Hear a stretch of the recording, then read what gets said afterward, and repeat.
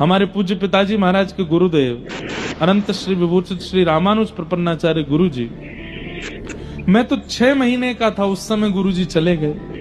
लेकिन जब मैं बड़ा हुआ तो मैं अपने चित्र देखता था गुरु जी की गोद में, गुरु जी के चित्र लगे थे, तो मैं पूछता था माँ से ये कौन है। तो सब पिताजी रोज उनको प्रणाम करते थे, मुझे भी करवाते थे, बोले हमारे गुरुजी। तो मैं पूछता था गुरुजी कहाँ हैं। तो उस समय VCR चलती थी, तो हमारे पिताजी गुरुजी की क्लिप्स दिखाते थे और उनके अंतिम संस्कार का भी क्लिप था, वो भी दिखाया।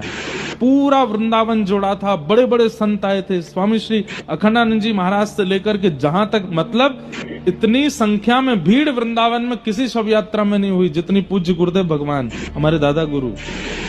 तो पूरा उसका वीडियो क्लिप दिखाते।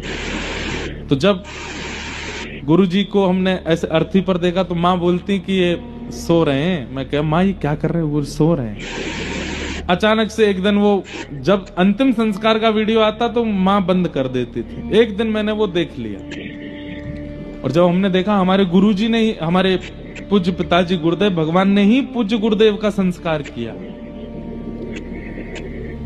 अब ये भी एक बात पता नहीं आज कैसे मन में आ गई अपने आप, बहुत पहली बार ही बता रहा हूँ। हमारे पूज्य पिताजी बीच वाले भाई, तो हमारे यहाँ शास्त्रों का ऐसा भाव है या कहीं ऐसा निर्माण बात है कि अगर 3 पुत्र हैं 4 पुत्र हैं तो माता पिता के मृत्यु पर संस्कार या तो सबसे बड़ा करेगा या सबसे छोटा वाला करेगा, बीच वाले संस्कार नहीं करते।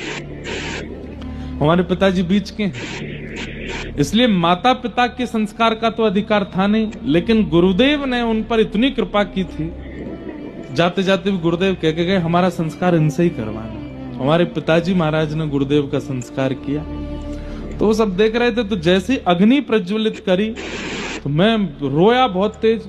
और कहते हैं हमारी माँ बताती 6 रात्रि तक मैं रोता ही रहा, बार बार उठ के रोने लगता। क्यों? कि गुरु जी को पिताजी ने जला दिया, गुरु जी को पिताजी ने जला दिया।